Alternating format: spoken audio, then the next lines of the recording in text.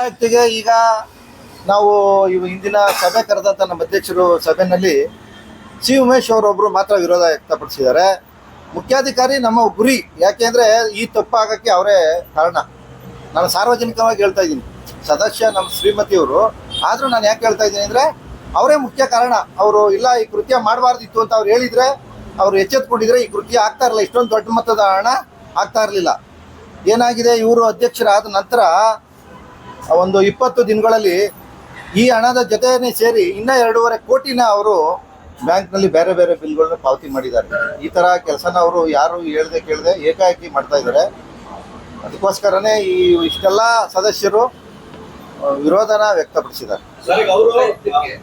ಅವರು ಈಗ ಮಾಯಣ್ಣ ಒಬ್ಬರೇನೆ ಬರಬೇಕಾಗಿತ್ತು.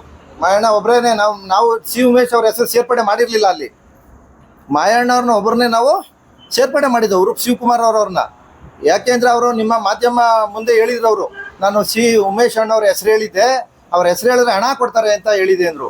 ನಮಗೆ ಆಮೇಲೆ ಅನಿಸ್ತು ಉಮೇಶ್ ಅಣ್ಣವ್ರು ಹಣ ತಗೊಂಡಿಲ್ಲ, ಹಂಗಾದ್ರೆ ಹಣ ಇರೋದೇ ಶಿವಕುಮಾರ್ ಹತ್ರ ಅಂತ.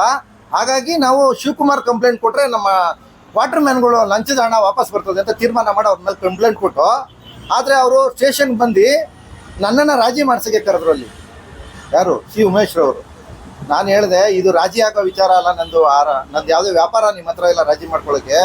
ನಾವು ವಿರೋಧ ವ್ಯಕ್ತಪಡಿಸ್ತಾ ಇರೋದು ಲಂಚದ ಹಣ ತಗೊಂಡಿದ್ದೀರಿ ಅನ್ನೋ ಉದ್ದೇಶಕ್ಕೆ ಹೊರತು ಇಲ್ಲಿ ರಾಜಿ ಮಾತಿಲ್ಲ ಅಂತ ಹೇಳ್ದು. ಹಾಗಾಗಿ ಅವರೇ ನೇರ ಹೊಣೆ. ತಲಾ ಈಗ ಏನು ಇನ್ನೂ ಅರ್ಧ ಹಣ ಅವ್ರು ಕೊಟ್ಟಿಲ್ಲ, ಇನ್ನು ನೌಕರರಿಗೆ. ನಾವು ಕಂಪ್ಲೇಂಟ್ ಕೊಟ್ಟಂಥ ಹಣನ ಎಲ್ಲ ಸಂಪೂರ್ಣವಾಗಿ ಕೊಟ್ಟಿದ್ದಾರೆ 4 ಜನದ್ದು.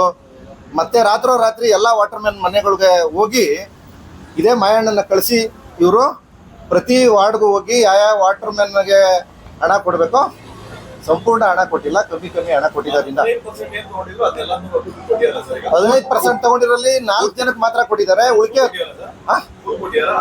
4 ಜನ ಪೂರ್ತಿ ಕೊಟ್ಟಿದ್ದಾರೆ. ಉಳಿದವ್ರಿಗೆ ಭರವಸೆ ಏನಿಲ್ಲ, ನಿಮ್ಮಿಂದ ಭರವಸೆ ಸಿಗ್ಬೇಕು. ಖಂಡಿತ ನಾವು ಜಿಲ್ಲಾಧಿಕಾರಿಗಳನ್ನ ಅವ್ರ ಹತ್ರ ನಾವು ಮೊದಲೇ ಭೇಟಿ ಮಾಡಿದ್ದೀವಿ, ಅವರ ಗಮನಕ್ಕೆ ತಂದಿದ್ದೀವಿ. ಮತ್ತೆ ನಾವು ಶಾಸಕರು ಗಮನಕ್ಕೂ ತಂದಿದ್ದೀವಿ.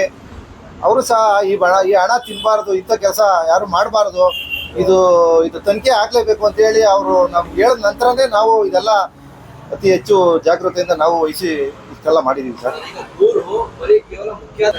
ಇಲ್ಲ, ನಾವು ಮುಖ್ಯಾಧಿಕಾರಿನೇ ಹೊಣೆ ಮಾಡಿದ್ದೀವಿ. ಯಾಕೆಂದರೆ ನಾವು ಆ ಸದಸ್ಯರು ಏನು ಮಾಡ್ತಾ ಇದ್ದಾರೆ, ಕೆಲವೊಂದು ಸದಸ್ಯರು ನಮ್ಮ ಜೊತೆ ಬರೋದು, ಕುಳಿತುಕೊಳ್ಳೋದು, ಮತ್ತೆ ಬರದೇ ಇರೋದು, ಇಂಥ ನಡವಳಿಕೆ ಅವ್ರದ್ದು ಆಗಿರೋದ್ರಿಂದ ಅವ್ರ ಮೇಲೆ ನೇರವಾಗಿ ನಾವು ಏನು, ಯಾಕೆಂದರೆ ನಾನು ಕಾಂಗ್ರೆಸ್ ಪಕ್ಷದ ವತಿಯಿಂದ ಇದ್ದೀನಿ, ಇವರೆಲ್ಲ ದಳದ ವತಿಯಿಂದ ಇದ್ದಾರೆ. ನಾನು ನೇರವಾಗಿ ಅವ್ರನ್ನ ಹೊಣೆ ಮಾಡೋಕ್ಕಾಗಲ್ಲ.